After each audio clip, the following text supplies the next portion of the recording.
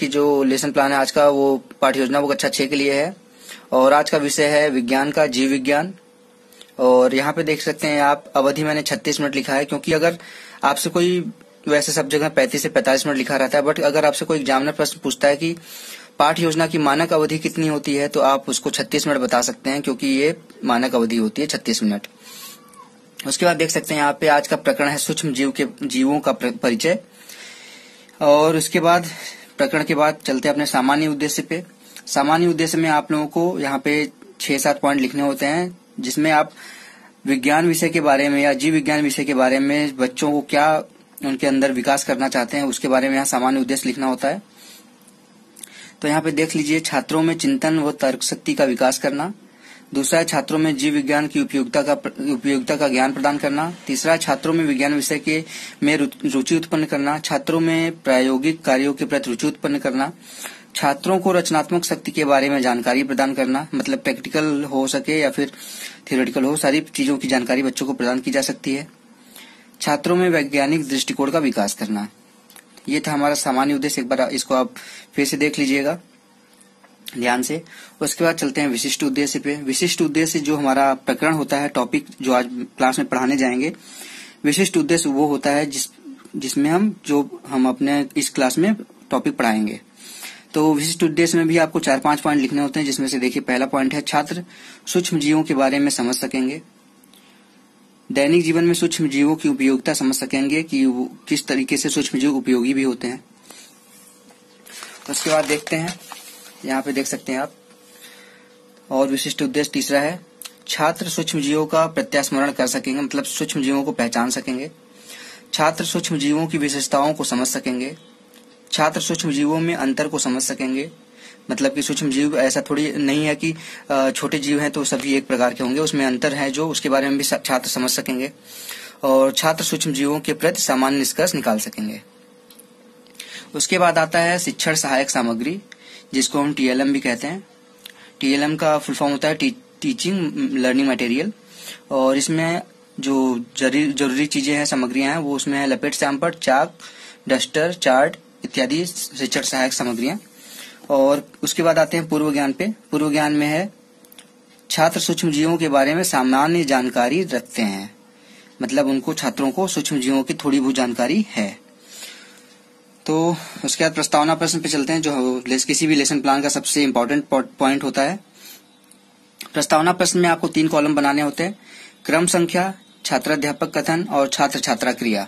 इसमें आपको ऐसे प्रश्न बनाने होते हैं कि बच्चे आपके प्रकरण का नाम खुद ही ले लें। आपको बच्चों से प्रकरण अपना निकलवाना होता है। तो इसमें आप जैसे देखिए, यहाँ पे मैंने पहला प्रश्न बच्चों से पूछा, हम जमीन पर गिरा हुआ खाना क्यों नहीं खाते? तो बच्चे बोल देंगे कि खाना गंदा हो जाता है इसलिए नहीं खाते हैं। तो जमीन पे दूसरा प्रश्न बनता है उन्हीं के आंसर से कि जमीन पर गिरा हुआ खाना गंदा क्यों हो जाता है? तो बच्चे बता देंगे क्योंकि जमीन पर छोटे छोटे जीव होते हैं और गंदगी भी होती है। उसके बाद अब बच्चों से पूछिए छोटे छोटे जीवों को क्या कहते हैं? तो बच्चे बता देंगे कि छोटे छोटे जीवों को सूक्ष्म जीव कहते हैं। उसके बाद आपका प्रकरण यहाँ पे निकल जाता है। उसके बाद आप ऐसे कुछ प्रश्न पूछिए जिसपे बच्चे स्पष्टता से उत्तर न दे पाएं या फिर मौन रहें। जैसे यहाँ पे है सूक्ष्म जीवों की विशेषता बताइए, तो बच्चे नहीं बता पाएंगे इसका आंसर, मौन रहेंगे, तो ये हो जाएगा समस्यात्मक प्रश्न। समस्यात्मक प्रश्न के बाद आप उद्देश्य कथन लिख सकते हैं। उसके बाद आपको बोलना होता है कि छात्रों आज हम अपने प्रकरण के बारे में बोलना होता है कि छात्रों आज हम सूक्ष्म जीवों का अध्ययन करेंगे। तो ये था हमारा प्रस्तावना प्रश्न। प्रस्तावना प्रश्न एक बार आप लोग फिर से देख लीजिए। उसके बाद प्रस्तावना प्रश्न के बाद चलते हैं अपने प्रस्तुतिकरण पे। प्रस्तुतिकरण में देख लीजिए टोटल 6 पॉइंट होते हैं, क्रम संख्या, शिक्षण बिंदु, छात्राध्यापक कथन, छात्र छात्रा क्रिया, शिक्षण विधि और श्यामपट्ट कार्य। तो देख लीजिए यहाँ पे आपको पहले यहाँ पे मैंने विकासात्मक प्रश्न पूछ लिया है कि भोजन खराब किसके कारण से होता है। तो बच्चे इसका आंसर दे देंगे कि भोजन सूक्ष्म जीवों के कारण से खराब होता है। ये हमारा जो शिक्षण विधि थी ये प्रश्नोत्तर विधि थी, तो यहाँ पे प्रश्नोत्तर विधि लिख दिया है शिक्षण विधि में। उसके बाद दूसरा प्रश्न पूछ सकते हैं आप बच्चों से कि सूक्ष्म जीव किसे कहते हैं, तो बच्चे नहीं बता पाएंगे। तो आप इसके बाद सूक्ष्म जीवों के दूसरा पॉइंट यहाँ पे है, सूक्ष्म जीवों का सामान्य परिचय दे सकते हैं आप बच्चों को स्पष्टीकरण विधि से,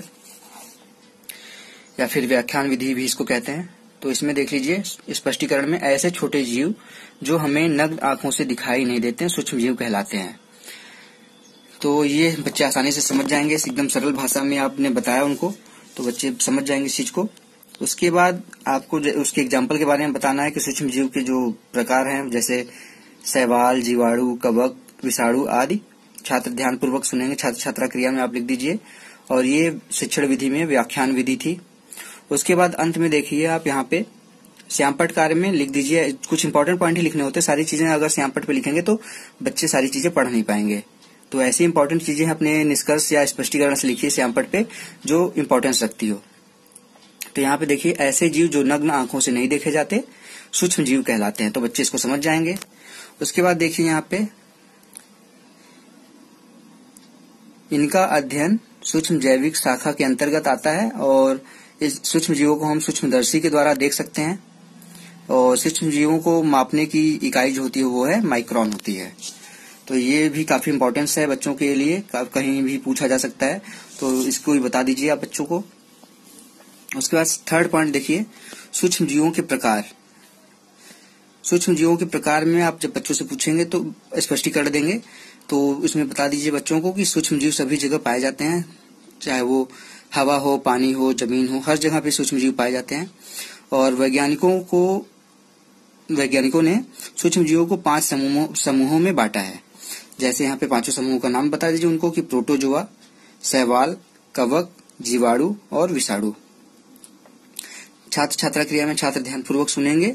और ये थी व्याख्यान विधि शिक्षण विधियों में, तो उस व्याख्यान विधि लिख दीजिए। उसके बाद आप आगे दिखा सकते हैं बच्चों को जो भी आपने बताया था कि वैज्ञानिकों ने 5 तरीके से उसको विभाजित किया, बट कोशिकाओं के आधार पर सूक्ष्म जीवों को 3 प्रकार में बांटा गया है। जिसमें से पहला प्रकार है एक कोशिकीय, दूसरा है बहुकोशिकीय और तीसरा है अकोशिकीय, जिसमें कोई भी कोशिका नहीं होती। तो इसमें छात्र ध्यान पूर्वक सुनेंगे। व्याख्यान विधि है और इसमें आप कुछ यहाँ पे देख लीजिए, श्यामपट्ट पे लिखना है आपको। जैसे इंपॉर्टेंट पॉइंट मैंने बताया था उसमें लिख दीजिए, कोशिका के आधार पर सूक्ष्म जीवों को 3 प्रकार में बांटा गया है। उसके बाद देख लीजिए यहाँ पे उसके जैसे एग्जाम्पल बता दीजिए कि विषाणु है जो अकोशिकीय जीव है। विषाणु को सजीव व निर्जीव के बीच की कड़ी मानी जाती है और यह सजीव के संपर्क में आने पर सजीव जैसा व्यवहार करता है और निर्जीव के संपर्क में आने पे निर्जीव जैसा व्यवहार करता है। तो यहाँ पे देख लीजिए सूक्ष्म जीवों के प्रकार यहाँ पे लिख दीजिए कोशिका के आधार पे। पहला है एक कोशिका, एक कोशिकी इसको कह सकते हैं, दूसरे को बहुकोशिकी और तीसरे को अकोशिकी। तो ये इसके प्रकार थे तीनों। इसको आप श्यामपट्ट पे इस तरह से दर्शा सकते हैं। उसके बाद अपना प्रस्तुतिकरण देने के बाद आप चले आइए पुनरावृत्ति के प्रश्न पे, मूल्यांकन के प्रश्न पे और गृह कार्य पे। तो पुनरावृत्ति के प्रश्न में आपको अपनी क्लास में जो पढ़ाया आपने उससे छोटे छोटे प्रश्न उठा के बच्चों से पूछने हैं कि बच्चे ध्यान पूर्वक सुन रहे हैं कि नहीं सुन रहे हैं क्लास में। जैसे यहाँ पे पहला प्रश्न पूछ सकते हैं आप, सूक्ष्म जीव किसे कहते हैं? तो बच्चे बता देंगे इसको। सूक्ष्म जीव कहाँ कहाँ पाए जाते हैं ये भी आपने बताया, तो ये भी बच्चे बता सकते हैं अगर ध्यान से जो सुन रहा होगा। उसके बाद मूल्यांकन के प्रश्न आप पूछ सकते हैं बच्चों से, जो आपने पढ़ाया है बच्चे उसको समझ पाए हैं कि नहीं समझ पाए हैं। उसमें से जैसे कुछ टफ क्वेश्चन जो बनते हैं वो पूछ सकते हैं। वैज्ञानिकों ने सूक्ष्म जीवों के कितने प्रकार बताए हैं और कोशिकाओं के आधार पर सूक्ष्म जीवों के प्रकार बताइए। अंत में गृह कार्य पे आ जाइए आप। गृह कार्य में 1, 2, 3 कितने भी क्वेश्चन दे सकते हैं अपने जिस हिसाब से पढ़ाया होगा क्लास में, उस हिसाब से प्रश्न बना के आप बच्चों से बोल दीजिए कि घर से इसको लिख के ले आना है अपनी कॉपी पे। इसमें एक क्वेश्चन है यहाँ पे मैंने दिखाया कि विषाणु किस प्रकार का सूक्ष्म जीव है, लिख के ले आना है आपको। तो एक बार फिर से आप देख लीजिए। तो ये था हमारा आज का जीव विज्ञान का लेसन प्लान, पाठ्य योजना। अगर आप लोगों को और भी किसी तरीके की लेसन प्लान की जरूरत हो तो प्लीज कमेंट बॉक्स में मुझे बता दिया करिए। मैं कोशिश करूंगा कि 24 से 48 घंटे के अंदर आपके प्रकरण के ऊपर मैं आप लोगों को या फिर आपके सब्जेक्ट के ऊपर आप लोगों को लेसन प्लान प्रोवाइड कर सकूं। तो अगर आप लोगों को मेरा चैनल रोशन की क्लास पे जो मैं अब वीडियो अपलोड करता हूँ पसंद आती है तो प्लीज मेरे चैनल रोशन की क्लास को सब्सक्राइब जरूर कर दिया करिए। और अगर वीडियो भी पसंद आ रही है आपको मेरी, तो प्लीज अपने दोस्तों के साथ मेरी वीडियो शेयर भी किया करिए और मेरी वीडियो को लाइक कर दिया करिए। तो दोस्तों मिलते हैं नेक्स्ट वीडियो में, तब तक के लिए गुड बाय, थैंक यू।